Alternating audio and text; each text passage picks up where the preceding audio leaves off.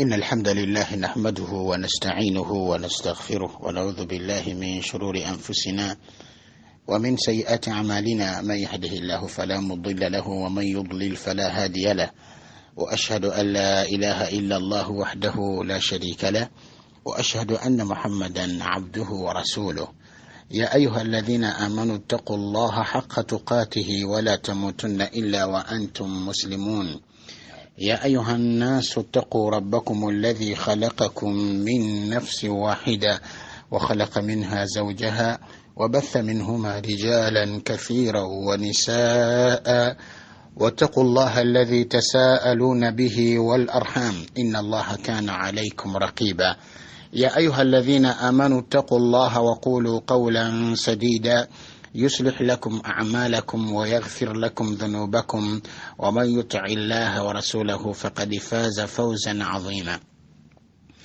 أما بعد، فإن أصدق الحديث كتاب الله عز وجل، وخير الهدي هدي محمد صلى الله عليه وسلم، وشر الأمور محدثاتها، وكل محدثة بدعة، وكل بدعة ضلالة، وكل ضلالة في النار. أبرغنا بيتيبوا نبنينا بيتيبوا نمنابة ليزا أما تشغنا جتيوا. السلام عليكم ورحمة الله وبركاته. توبزو جتيوا الله تبارك وتعالى أتكومي إبانغ لنوليونا الدلي ويدتي أكفر توسسنكنا أمرون gwaita paka tanolwalero biidhnillahi tabaraka wa taala. Tusawo ekitiibwa Allah subhanahu wa taala ateeke baraka mu biseera byaffe, ate atuwa obulungi bungi fi dunya wal akhira. Tusawo ekitiibwa Allah subhanahu wa taala asaasira abafu baffe n'abafu abasiramu bonna. Tusawo ekitiibwa Allah subhanahu wa taala awonya abalwadde baffe n'abalwadde b'abasiraamu bonna. Tusawo ekitiibwa Allah subhanahu wa taala asaasire era alongooseze abantu abali mu makomera bashuuhu baffe bonna. Allah subhanahu wa taala abongere obugumiikiriza, abongere obulungi, ate abayimbula bajje mu makomera badde eri abantu baabwe kubanga baasibwa dhulman wa udwana. Tusawo ekitiibwa Allah subhanahu wa taala alongoose embeera z'abasiraamu mu nsi yonna. Tusawo ekitiibwa Allah azza wa jalla alungamye abasiraamu bonna mu nsi yonna. Tusawo ekitiibwa Allah tabaraka wa taala atuyingize ejjana ate atuwonya omuliro tabaraka wa taala, innahu waliyu dhalika walqadiru alayhi. Abuluganda bibitiibwa, olwaleero tubeera tutunuulira mukadde kano kennyini sahih fadailil a'mal, sahihu fadailil a'mal, obulungi bw'emirimu obutuufu. Barakallahu fikum wa jazakumullahu khairan. Olwaleero tulina obulungi bwetugenda okulaba biidhnillahi tabaraka wa taala, nga bulungi bwa bulijjo bwe tuwangaliramu ebbanga lyonna biidhnillahi tabaraka wa taala. Naye nga rubbama oyinza okubanga omuntu ayinza obutabulaba nti bulungi, naye nga ate mwana wattu bulungi obutagambika, ate nga tubuwangalamu ebbanga lyonna. Nga nabwo bwe buliwa kwe kubeera nti omuntu alabirira abantu beewuwe waka. Omuntu ng'alabirira abantu beewuwe waka, wala hawla wala quwwata illa billah. Empeera zafuna n'obulungi obuli awo tebugambika, wala hawla wala quwwata illa billah. Abaffe, singa omuntu alabirira abantu beewuwe waka afuna obulungi era afuna empeera mu maaso g'ekitiibwa Allah tabaraka wa taala, tugamba nti naam, omuntu okulabirira abantu beewuwe waka, mukyala we n'abaana be n'abantu bawangala nabo waka, nga yabalabirira afunamu empeera era abeera mu bulungi biidhnillahi tabaraka wa taala. Tukimanyi bulungi nnyo nti Allah azza wa jalla yatukakasaako, kitukakatako buli Allah yenna gwe yaba obuvunaanyizibwa obw'okulabirira balabirira minna azzawjat, mu bakyala, wal awlad, n'embaana, n'abantu bonna bwewagala nabo ewuwe waka nga gwe balabirira. Mwana wattu Allah azza wa jalla yatukakasaako kugamba nekibeera nga kiri wajibu gye tuli, kyateeka gye tuli, kyabuwaze okubeera nga olabira abantu beewawaka, naddala omukyala n'abaana. Wa barakallahu fikum, jazakumullahu khairan. Baba bakakatako okubalabirira, kyokka mu kakatibwako okwo okubeera nga obalabirira ofuna empeera mu maaso g'ekitiibwa Allah tabaraka wa taala. Era bannange, mwenna abalina ekyengera ky'okulabirira abantu Allah bye yabawa tabaraka wa taala mu bakyala n'abaana, muli mu byengera.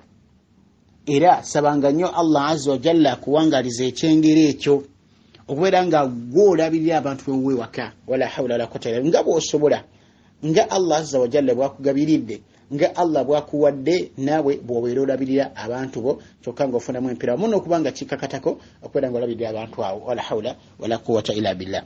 Era mukakati ensonga ezo zajja mu Qur'an y'ekitiibwa wa barakallahu fikum jazakumullahu khairan ne mu ahadithi z'omubaka sallallahu alayhi wasallam. Allah yagamba tabaraka wa ta'ala mu suratul Baqara nga atulaga nti tukakatibwako okulabirira abantu baffe, mukyala waffe muba mukyala bakyala baffe n'abaana baffe kyateeka okubalabirira. Allah yagamba tabaraka wa ta'ala mu suratul Baqara aya 2:33 yagamba nti wa 'ala al-mawludi lahu rizquhunna wa kiswatuhunna bil ma'ruf. Allah yagamba nti kikakata koyo gubazalidde omwana omusajja nga bakuzalidde omwana mukyaliwo nga akuzalidde omwana gwe omusajja gubazalidde omwana kikakatako rizquhunna okulabirira abantu abo mukubaliisa mukubajjanjaba mukubasuza biri kyonna. Era Allah yagamba nti wakiswatuhunna n'okubambaza bilma'rufi mu ngeri ennungi era mu ngeri emanyikiddwa biidhnillahi tabaraka wa ta'ala. Kijagaddemu nti wa 'ala al-mawludi lahu n'oyo gwe bazaalidde omwana omwami nga bakuzaalidde omwana nga bukyali wakuzaalidde omwana kikakatako rizquhunna okulabirira omukyalo oyo n'okulabirira omwana oyo wakiswatuhunna n'okubeera nga obambaza bilma'rufi mu ngeri esinga okubeera nga nnungi biidhnillahi tabaraka wa ta'ala. Kati kyatteeka munnange nno okulabirira abantu bo Allah be yakwasa tabaraka wa ta'ala n'olema kukodowala.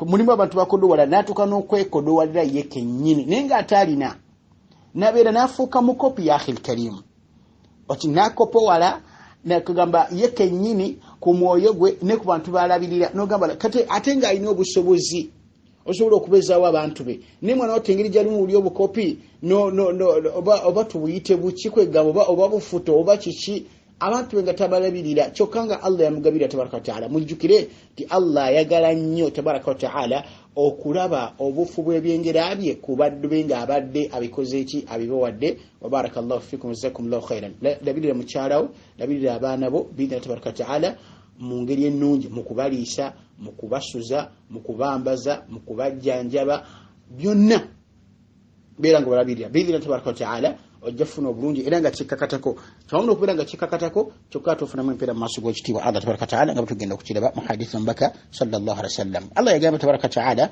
mu suratu Talaq aya ya 7 Allah yagamba nti liyunfiqu dhu sa'atin min sa'atihi wa man qudira alayhi rizquhu falyunfiqu mimma ataahu Allah. Allah yagamba nti liyunfiqu kale aweeyo alabirire dhu sa'atin min sa'atihi aweeyo omugagga okusinziira ku bugagga bwe. Allah gwe yagaziriza tabaraka wa ta'ala aweeyo okusinziira ku Allah engeri gye yamugazirizaamu. Naye osanga abagagga basingiradde okubeera mu mukono gaamu tibagala kuwaayo mu kkubo lya Allah tabaraka wa ta'ala wala hawla wala quwwata illa billah. Naye nga Allah alagidde n'agamba nti liyunfiqu dhu sa'atin min sa'atihi. Allah gwe yagaziriza tabaraka wa ta'ala gwe wadde mali gwagguliddewo kale aweeyo okusinziira nga Allah bwamuwadde subhanahu wa ta'ala. Allah gamba nti waman qudira alayhi rizquhu n'omuntu Allah gwabafundiriza emmaali ebyenfuna byenga bitono bifunda falyunfiqu mimma ataahu Allah kale aweeyo okusinziira nga Allah bwamuwadde. Lwaki la yukallifu Allahu nafsan illa ma ataaha. Allah azza wa jalla takarubiza mwoyo guno okujjako ekyo kyaguwadde Allah subhanahu wa ta'ala. N'olwensonga eyo bannange muyige okuwaayo mu abagagga Allah nga yakugaziriza tabaraka wa ta'ala lekate kwefuula munaku ojja kuba tulaze ekwegamba bufu bwa byengera bya Allah tabaraka wa ta'ala ojja kuba tulaze bufu bwa byengera bya Allah tabaraka wa ta'ala oyina Allah kugaggawaza Allah kusudde kyokate okyagala kubeera no mu bantu ba wansi ya khilala ti Allah subhanahu wa ta'ala bukuba kulya bulungi lya bulungi kubanga Allah akuwadde obusobozi bukuba kwambala bulungi yambala bulungi Allah akuwadde obusobozi ategedde bukuba kusula bulungi sula bulungi Allah akuwadde obusobozi bukuba kwebagala bulungi webagale bulungi Allah azza wa jalla akuwadde obusobozi biidhna tabaraka wa ta'ala. Lwaki mukyala wo tumugula hijabu ya bbeeyi nga sente ozirina? Lwaki abaana bo tebambala ngoye nnungi nga sente ozirina? Lwaki tolya bulungi n'abantu bo nga sente ozirina? Lwaki obeera omukopi okutuusa ku sseeryo nobera nga abantu bali naye nga tebeeyagalira mu maali yo gy'olina? Naam olina naye ate abantu bo tebeeyagalira mu maali gy'olina. Mukyala wo teyeyagalira mu maali gy'olina, abaana bo nga tebeeyagalira mu maali gy'olina. Kati oli muntu ki gwe? Era obukopi ogenda bukomyawa, obufuta ogenda bukomyawa. ti Allah azza jalla mu bantu bo kulwe mali jiya kuba emali ya Allah ajajji kujjako wallahi ajiwo omuntu omulala nabagamba nti ekigambo mali kitegeeza mala yamilu maila kitegeeza kugamba kintu kudde eno ne kidda neeno amakulu nti Allah kyakwazise mali asobola jikuzako nagizeewo omulala almalu malullah emali mali ya Allah tabaraka wa taala nolwekyo bwogifunanga gikozesa ebyo Allah tabaraka wa taala bimusanyusa era alaba obuufu bwabyo gy'oligwe ne ku bantu bo biidhnillahi tabaraka wa taala totya kuwayo mashiga Allah tabaraka wa taala kubanga Allah azza jalla yazaawo era yawa era tolowooza nga nti okusaddaka kwokola oba okuwayo kwokola nti kukendeeza emaali yo hakikatan oyinza nakuba na mutwalo gumu n'ogujjako 5 oba 3 n'oziwaayo gwolabanga okedde okusigadde akasanvu oba 5 naye wallahi mashiga Allah azza wa jalla emali yeyongera account yo yeyongera era mbaka kyagamba nti saddaka tekendeeza mali ya muntu yenna okujja okujongera obwongezi bidira tabaraka taala nono songa eyo waayo naddala ku bantu bo Allah tabaraka taala ajja kudizaawo Allah kyagamba azza wa jal musalatu 7 aya ya 39 Allah gamba wama anfaqtum min shay'in fahuwa yukhlifuhu wa huwa khairur raziqin Allah gamba nti nekyo kyemuwaddeyo min shay'in mu kintu kyonna owaddeyo mu kkubo lya Allah azza wa jalla olabiridde abantu bo olabiridde bakadde bo olabiridde abasiraamu olabiridde abanaku olabiridde bamulekwa kyemuwaayo ekyo mu kintu kyonna fahuwa yukhlifuhu Allah kizzaawo tabaraka wa taala wa huwa khairur raziqin atenga Allah tabaraka wa taala yasinga oba yemulabiriza asinga okulabirira tabaraka wa taala ya gabariziki era yawa okusinga abawe bonna Allah subhanahu wa ta'ala kubanga yenyani riziki nabagamba luli ti Allah mugagga tabaraka wa ta'ala ensongezo mwazitegeera kati Allah bwakwadde ku bugagga bwe mwana wattu nawe gaba ku bugagga bwo bidda tabaraka wa ta'ala ngotandikidala ku bantu bo mu nyumba yo ombaka agamba ki ensongezo naziraba atya sallallahu alaihi wasallam ojja kulaba hadithi biidhnillahi tabaraka wa ta'ala ombaka hadithi erimu sahih Muslim اجوا كصحابه قبيت ابي هريره رضي الله عنه واجتبى ابو هريره رضي الله عنه مرفوعا قجد لكم بكى صلى الله عليه وسلم وبكى يقامت دينار انفقته في سبيل الله dinari oba dirham oba sirinji oba dola oba jo waddeyo mu kkubo lya Allah tabaraka wa taala ombaka agenda menya engeri omuntu gyawaayo kati avanyuma agenda kugamba agenda tubulira ani asinga mwawo kubeera nga kwegamba yali waggulu mukulabirira kati mbaka agamba sallallahu alaihi wasallam atutemera fira agamba nti dinari oba dirham oba sente zo waddeyo mu kkubo lya Allah tabaraka wa taala wa dinarun anfaqtahu fi raqabatin ne sente zo waddeyo mu kutoa omuddu oba mu kulabirira omuddu oba naki wahakadha agamba nti wa dinarun tasaddaqta bihi ala miskinin ne dinari oba sente oba dirham oba siringi gyowaddeyo n'ogisaddakira miskini wa dinarun anfaqtahu ala ahlika ne sente yonna gyowaddeyo ng'olabirira abantu bo emiteeko egyo gyonna ombaka gamba nti a'zamuha omuteeko ogusingira ddala mu egyo emiteeko gyonna ogusingira ddala okubeera nga Allah gwakuwamu empeera ennyingi tabaraka wa ta'ala alladhi anfaqtahu ala ahlika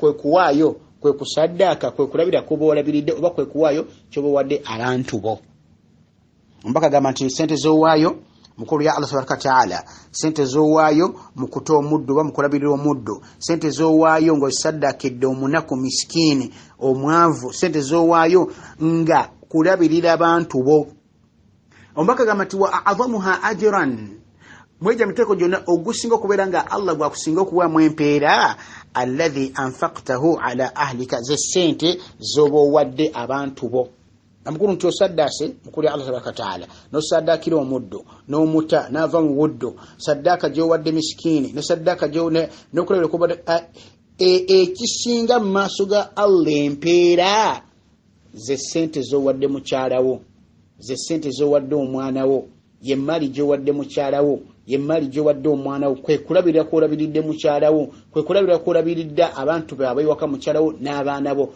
yempeera zosinga okufuna mu maaso ga Allah tabaraka wa taala awo nokubanga bakakatako okulabirira tuteeka buluganda kati ensonga mu kitwale nga nkulu labirira abantu bolabirira naye ng'omanya nti empeera z'ofuna mu maaso ga Allah azza wa jalla tomooni biidhinillahi tabaraka wa ta'ala. So si tulowooza nti olabira bulabirizi, mukyala akuliddeko ssente, mukyala akoze bw'ati, abaana bakutawaanya, nola sikulu fees toziraba, byonna wallahi mpeera na ibaada mu maaso g'ekitiibwa Allah subhanahu wa ta'ala. Era teekanga nniya ng'olaba abantu alhamdulillah ogulidde ekyokulya gye kiri ewaka, bambala bulungi alhamdulillah, bafunye ekyokwambala, bakufuna ew'okusula, bafunye ekyokulya, awo tebenkera osabe Allah akkirize tabaraka wa ta'ala ofuna empeera mu maaso g'ekitiibwa Allah tabaraka wa ta'ala. Omubaka yagamba sallallahu alayhi wasallam, hadithi nga eri Muslimu era biidhnillahi ta'ala era nga nembitabo mirala mweri hadithi yo ku Thawban mawla rasulillah sallallahu alayhi wasallam marfu'an yo ku Thawban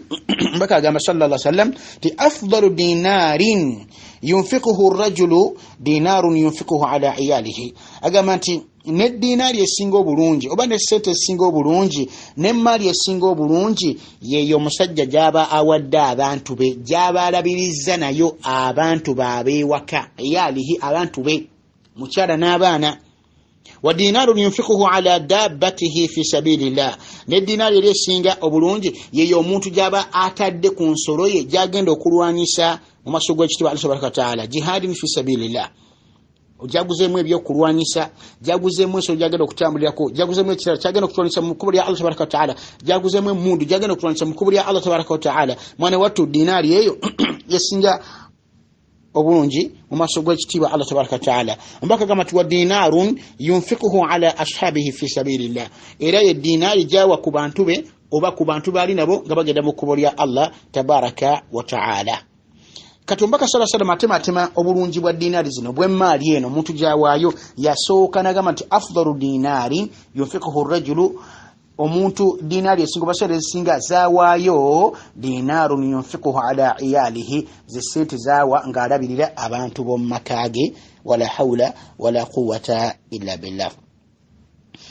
Abu Qilaba rahimahullah, Abu Qilaba agamba nti bada'a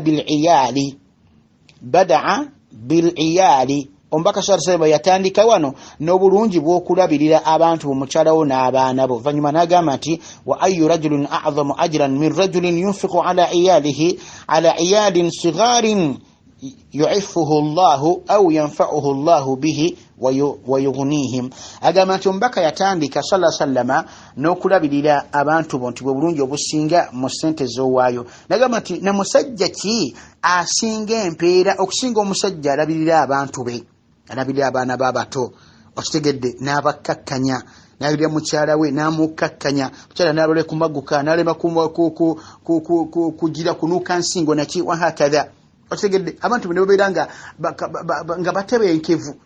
Agaba Bukilaba tumbaka sasa naye nga ani muntu asinga empeera kusinga omusajja alabirira abantu be, n'alabirira abaana b'abato, n'alabirira mukyala we wahakadha. Omuntu oyo abeera wanjawulo mu maaso g'ekitiibwa Allah tabaraka wa ta'ala. Tegereka Buluganda wahakadha.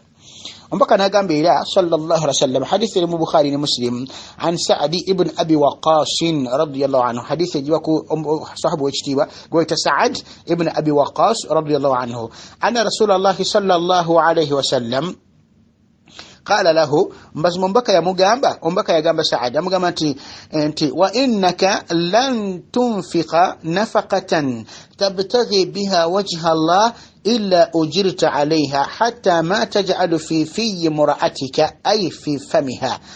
Ombaka agamba Sa'di yagamba nti mazima ddala gwe Sa'di ibn Abi Waqqas lan tunfiqa nafaqatan, towaayo okubira Allah tabaraka ta'ala luwa lwonna, tulabira lulabirira nono lulabiridde, tuwayo saddaka yonna gy'osaddaase, tabtaghi biha wajha Allah, ng'oginoonyamu Allah akusiime tabaraka wa ta'ala, ng'onoonya kukola ku lwa Allah tabaraka ta'ala, illa ujirta alayha, okujjako ng'ogifunamu empeera mu maaso g'ekitiibwa Allah tabaraka wa ta'ala. Ambaka agamba nti hatta ma taj'alu fi imra'atika, okutuusa ddala n'entongi gy'oteeka mu mumwa gwa mukyalawo. Amakulu nti n'emmere gy'omugulira agifumba agirye, ogifunamu empeera mu maaso ga Allah. Hatta lukuma, entongi gy'ateeka mu mimwa gye ng'alya, ng'emmere guwa giguze, n'agifumba n'agibega n'agisa ku sowani n'atandika okulya nga bw'assa mu mumwa gwe entongi eyo, ujirta alaiha, ogifunamu empeera mu maaso g'ekitiibwa Allah tabaraka wataala. Kati yahe bulungi kyobusingakaawo era bw'oba obadde okyesikamu mu kulabirira abantu bo mwana wattu ebyokwesikamu biveeko.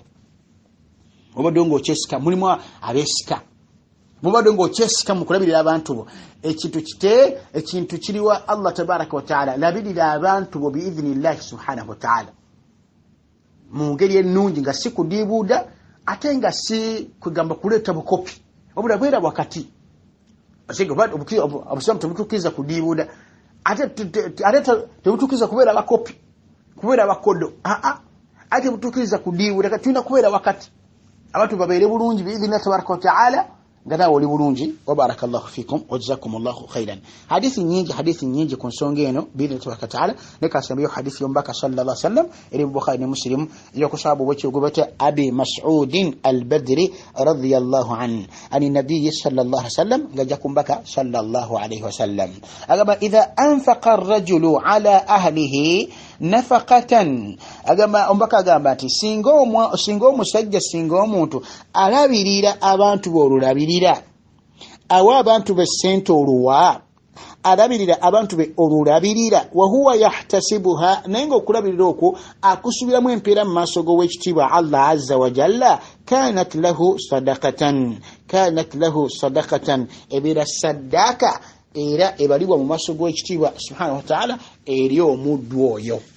Tegeka Buluganda singa omuntu alabirira abantu be mukyalawo abaana bo abantu bolabirira awakana ki wahakaza ng'okulabirira okwo okusubiramu empeera mu maaso g'owekitiibwa Allah azza wa jalla mwana wattu Allah okulabirako akufuula saddaaka kyoba saddaakidde wala hawla wala quwwata illa billah. N'olwekyo abuluganda bibitiibwa tulabirira abantu baffe ate tusabe nnyo Allah azza wa jalla atuwe obusobozi obulabirira abantu baffe.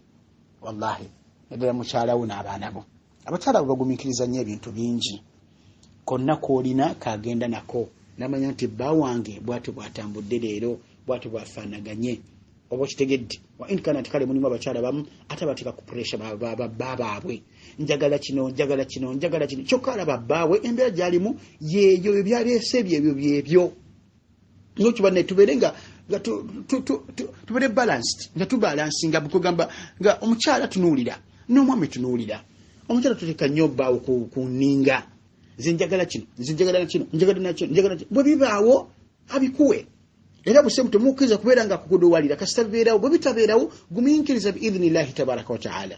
Abalongofu batu bafaanagananga mulimu abakyala nga yetafaayo wadde bya haramu ze leeta wadde sibe kino okufaanagana.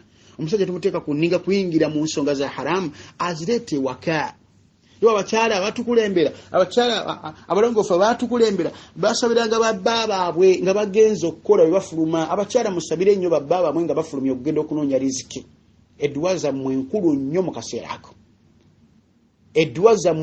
mu kaseera ako sabira bbaawo ng'afulumya agenda okunoonya riziki. Musabire Allah azza wa jalla mugagoze ne halali amuwe riziki eya halali era mukomekereze nti bwe biganyi nga biganya afadhali komawo ne tuleeta wano emaali eya haramu tuleeta ebyokulya nga bya haramu tujja gumiikiriza enjala naye tetujja gumiikiriza muliro gwa Allah tabaraka wa taala. Zizaali enjogera z'abakyala abatukulembera abalongoofu bagamba nga babbaabo nga bafuluma okugenda okukola bagamba nti tujja gumiikiriza enjala naye tutujja gumiikiriza muliro mu maaso g'ekitiibwa Allah tabaraka wa taala. Leeta konna koonofuna nga halalan nga halali akavudde mu ntuyozo Allah kakkiriza ng'okajje awo wokka Allah wakkiriza tabaraka wa taala. Kale obulungi obwo otwalenga nsonga nkulu biidhinillahi tabaraka wa taala so bukitiibwa Allah subhanahu wa taala atusobozesa okubeera nga tulabirira abantu baffe tuleme kubakodowalira ate tuleme kudiibuuda ate naye abantu baffe biidhinillahi tabaraka wa taala basiime ekyo Allah kyaba bageredde okuva mu baami baabwe